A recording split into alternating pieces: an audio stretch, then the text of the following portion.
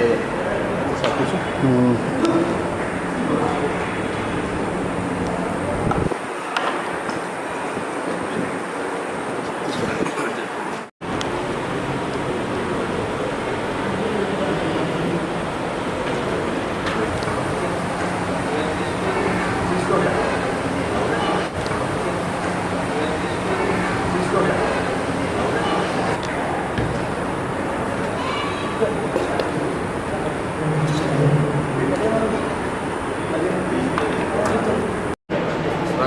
రాజరాజేశ్వర స్వామి వారి దేవస్థానం అత్యంత ప్రాచీనమైన దేవాలయం దక్షిణ కాశీగా కూడా పేరుగాంచి మన తెలుగు రాష్ట్రాలనే కాకుండా పొరుగు రాష్ట్రాలైనటువంటి మహారాష్ట్ర, ఛత్తీస్గఢ్ రాష్ట్రాల నుంచి కూడా ఈ దేవాలయానికి భక్తులు అధిక సంఖ్యలో రావడం జరుగుతుంది. ఈ దేవాలయం యొక్క ప్రాశస్యం గురించి చాలామంది ప్రముఖులు మన దేవాలయాన్ని దర్శించుకోవడం వల్ల కూడా ఈ దేవాలయం నేషనల్ మీడియాలో కూడా ప్రచారం కావడం వల్ల కూడా నార్త్ ఇండియా నుంచి కూడా ఈ మధ్య నేను గమనిస్తున్నాను ఎక్కువ మంది భక్తులు ఈ దేవాలయానికి రావడం జరుగుతుంది.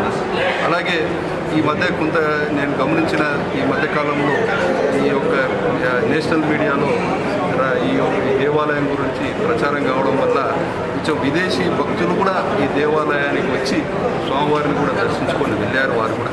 కాబట్టి ఈ దేవాలయం అనేది రోజు రోజుకు దినాభివృద్ధి చెందుతూ ఇంకా ఎక్కువగా భక్తులు వచ్చే అవకాశం ఉంది. కాబట్టి ఈ దేవాలయం ఎప్పుడో పురాతనంగా ఒక 50-60 సంవత్సరాల క్రితం నిర్మించున్నారు. ఈ యొక్క ప్రాకారాలు కానీ ఈ యొక్క భక్తులకు సదుపాయాలు కానీ దాదాపు ఒక 50 సంవత్సరాల నుంచి కూడా అప్పుడు ఏ రకమైన సదుపాయాలు ఉన్నావో ఈరోజు కూడా అదే సదుపాయాలు ఉండడం వల్ల ఆ రోజు వందల్లో వచ్చేవారు భక్తులు.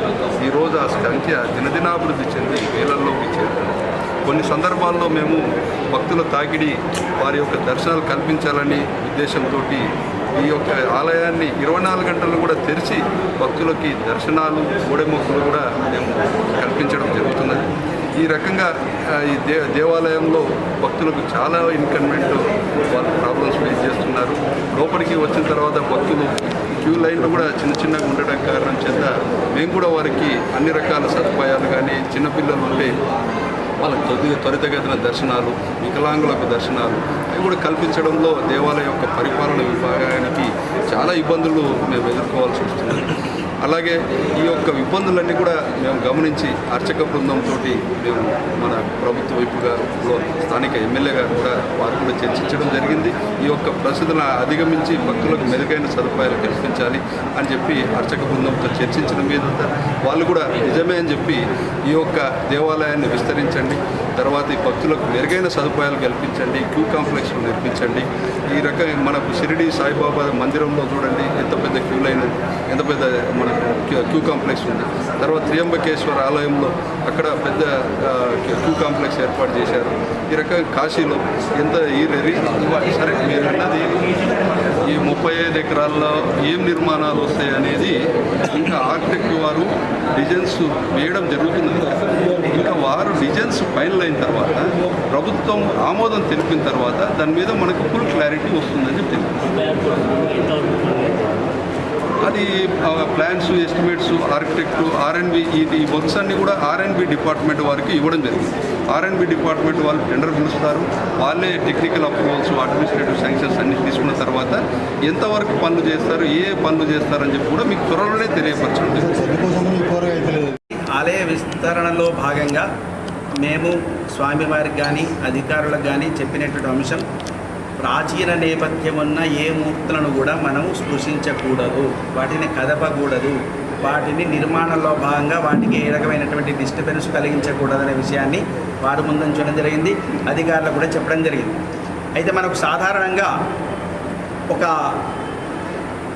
వేరే చోట అనుకోండి, అక్కడ ఏదైనా మనకు భిన్నమైనటువంటి ఒక విగ్రహం ఉందనుకోండి, దానికి ఒక మార్గం ఉంటుంది, దానికి ఒక విధానం ఉంటుంది. ఆ విధానాన్ని దాని కళాపకర్షణ అనేటువంటి విధానంతో చేసి దాన్ని పునఃప్రతిష్ఠ చేసుకునేటువంటి అవకాశం ఉంటుంది అనే విషయం మాత్రమే స్వామివారు మనకు చెప్పడం జరిగింది.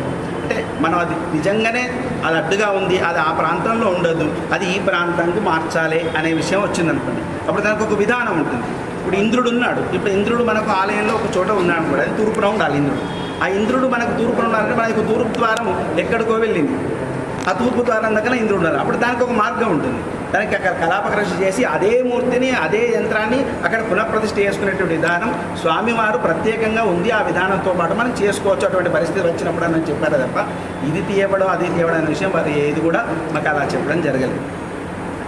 టెక్నికల్లో భాగంగా ఈ దక్షిణం వైపు ఉండేటువంటి ఆ ప్రాకారం చేసేటప్పుడు కోటలింగాలు ఏమైనా ఇబ్బంది అయితే ఎట్లా అనేటువంటి ప్రస్తావన చేశారు తప్ప మనకు దానికి కూడా ఒక 20 ఫీట్లో ఎంతో కొంత జాగా కూడా తీసుకునేటువంటి దాని ప్రయత్నం కూడా చేస్తున్నారు. కాబట్టి దాన్ని కూడా మనకి ఇబ్బందికరమైన అంశం తొలగిపోతుంది. నాకు తెలిసినటువంటి అంశం ఇప్పుడు జరిగింది. ఇప్పుడు ఇంత చేస్తున్న క్రమంలో ఆదాయం ఎక్కడి వరకు జరుగుతుంది, ఏం జరుగుతుంది అనేటువంటి ప్రజల్లోకి తీసుకొస్తలేదు ఒక అపవాదం ఉంటుంది. అది తుది మెరుగులు దిద్దిన తర్వాత ఇక అది తప్పకుండా ఇది రహస్యంగా చేసే అంశం కాదు. ఇది భక్తులకు సంబంధించిన అంశం. ఇది నిరంతరాయం జరుగుతున్న అంశం, అందరికీ తెలిసే అంశం. దీనిలో రహస్యం చేసే అంశం లేదు. మిగతా అక్కడ ఆలయంలో ఉండే అంశం మా ప్రధాన అర్చకులు జూన్ 15